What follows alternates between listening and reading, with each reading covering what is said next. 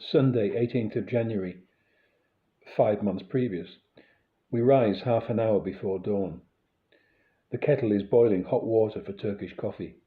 We add 2 spoons of sugar and drink it hot, black and sweet. I pull on my sandy desert boots, torn army jacket, wrap the black and white keffiyeh around my head and neck and step out. Across the farming settlement, the sound of cockerels, barking dogs and tractor engines revving into life. I walk along the tiny paving stone paths, past the farmers' houses, open gardens, kids' tricycles, hose pipes, basketball hoops above the garage doors, through the supermarket car park, tractor headlights flooding the greenery, everywhere, an almost unreal greenery. I get to the farm of the man I work for. His Dalmatian, called Buki, bounds out to lick my hand as the Thai volunteers trudge past, all white teeth and smiles. Farm cats scatter from the shed as I begin to warm up the tractor, cold and damp with dewy spiders' webs. The farmer, my boss, Svika, a Hungarian immigrant with poor, guttural English, rolls out, yawning and rubbing his fat hands together. "Good morning, my friend. It is cold. Drive down to the vineyard and pick up the Arabs on the way. I will meet you there later." The tractor tugs and jerks as I spin it round and up the track onto the perimeter road.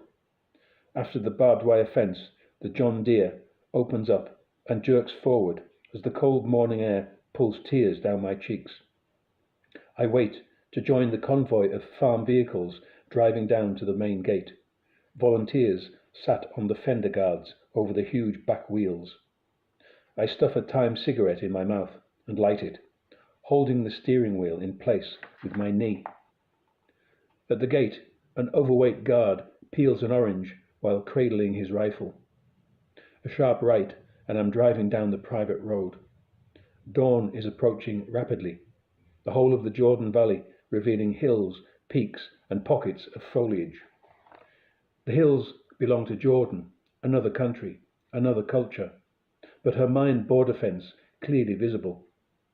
I drive between the vineyard and the newly planted tomato fields, along the wadi, past a herd of goats, to the rising smoke of the Arab centre, where cheap Arab farm labour shuttles in from the early hours, from Jericho, Nablus, and 100 other hamlets.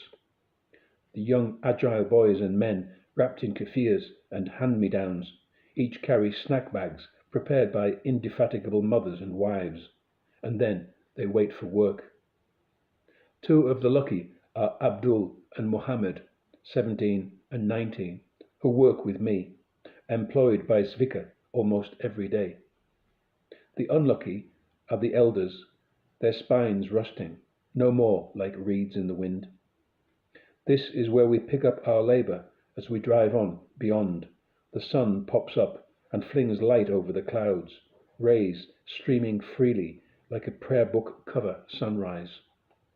We cross the main highway between Jericho and Nablus, near the garage and cafe, through the banana plantation, beyond the aubergines and the peppers, tyre tracks in the soft mud lurching to a halt at our field.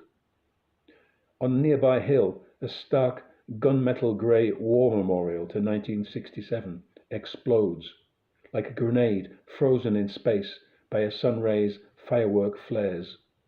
We stamp down from the tractor and warm our hands on the heat of the engine. From the toolbox, each takes a pair of heavy-duty clippers and trudges off to rejoin the young vines we last saw 2 days before Sabbath.